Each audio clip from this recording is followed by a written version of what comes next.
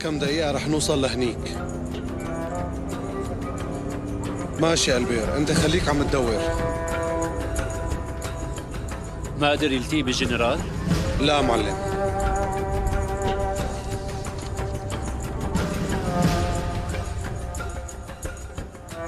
أيها الضيوف الأعزاء، أشعر بفخر عظيم وأنا أعرفكم على منتجنا الجديد نمر الأناضول.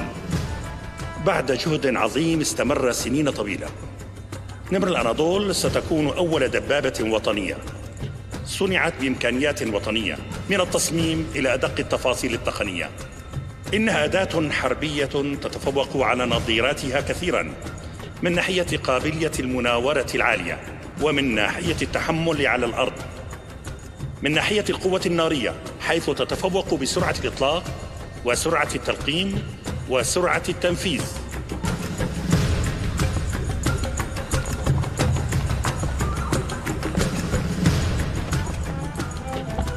عفواً، ممنوع الدخول.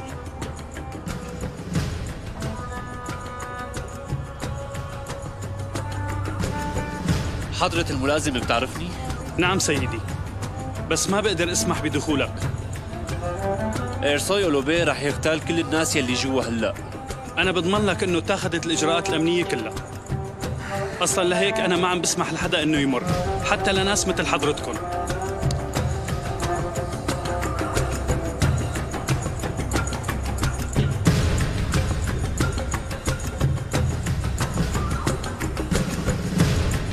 وما يجعل دبابة نمر الأناضول فريدة أنه تمت الاستفادة من تقنيات عالمية كثيرة في تصميمها، واختيرت الميزات الأفضل في صناعتها على مستوى العالم.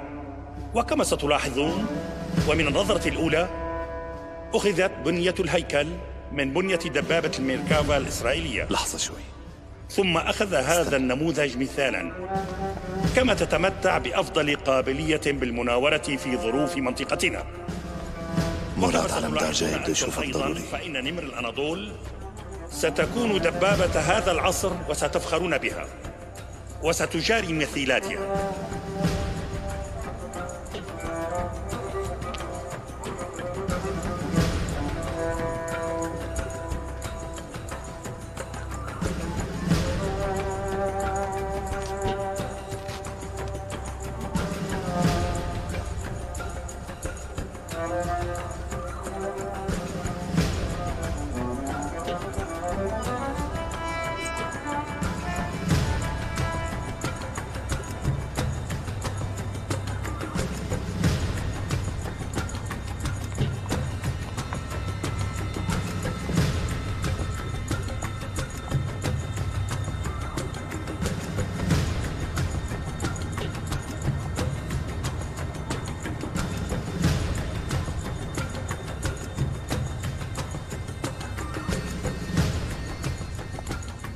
ما ممكن يعملون الإسرائيليين مشكلة بحقوق التصميم؟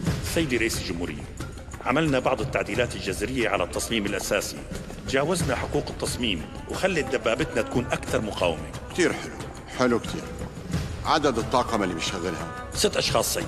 سيد حلو الرئيس، كتير. وصل مراد علمدار. قديش وزنه؟ 60 طن. حلو. طيب إمتى بنقدر ننتقل للإنتاج؟ خلال سنة بنقدر ننتقل للإنتاج. سنة؟ نعم. حلو كتير. سيدي لازم نفضي المحل هون فوراً. إرسوي أولوبي بده يهاجم المكان. بتفهم قلقك يا مراد، نحن كمان وصلتنا معلومات شبيهة، بس برأيك إرسوي أولوبي بيقدر يعمل فينا شي بهذا المكان؟ سيدي، لهيك اختار إرسوي أولوبي هذا المكان مشان يقدم رسالة للرأي العام ويقول إنه ما في حدا بأمان منه. سيدي دبابتنا ضمن هي الظروف.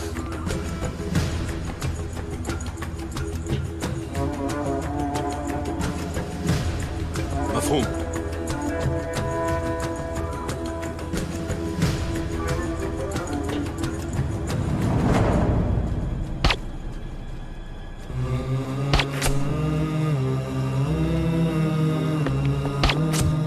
يا حراس، شو عم يصير؟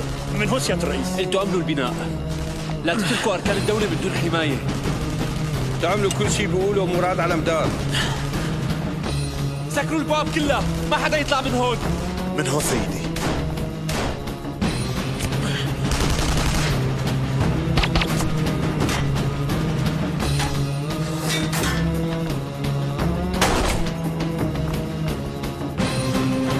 على السطح.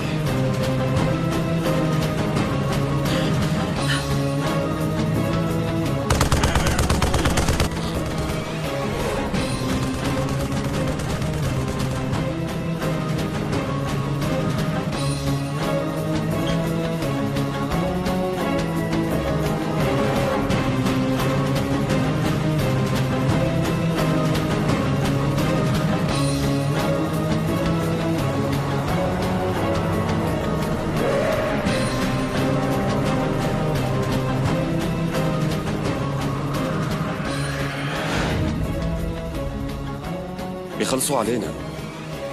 انت لا تشغل بالك، هي رح تكون خطة جيل وما رح يبقى ضرورة لهذا الاحتمال.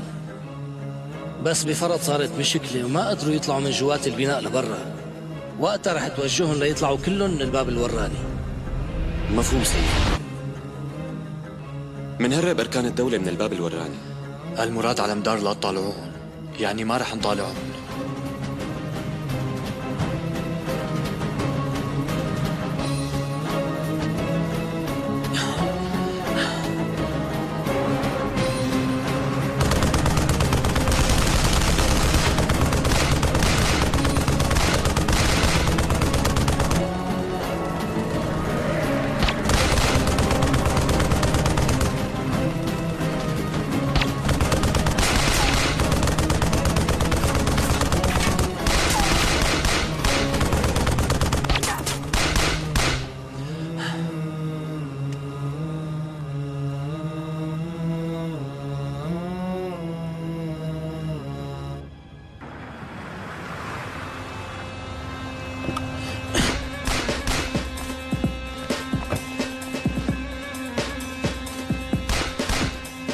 سيدي مراد على مدار متمترس على الباب وما عم نقدر ندخل من هالجهة.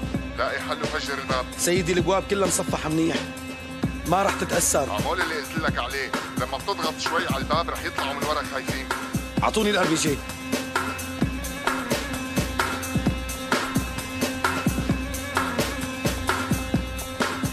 إرسوي وينه؟ معلم ما شفته.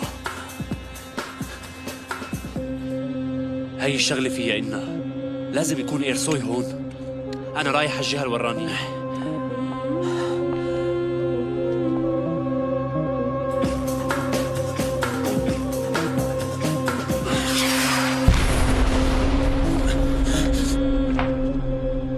ليكو رح يدخلوا لهون. رح طالعكم من الباب الوراني. الكل يتوجه على الباب الخلفي. وقفوا وقفوا وقفوا بمحلكم، من هونيك أخطر. وقفوا.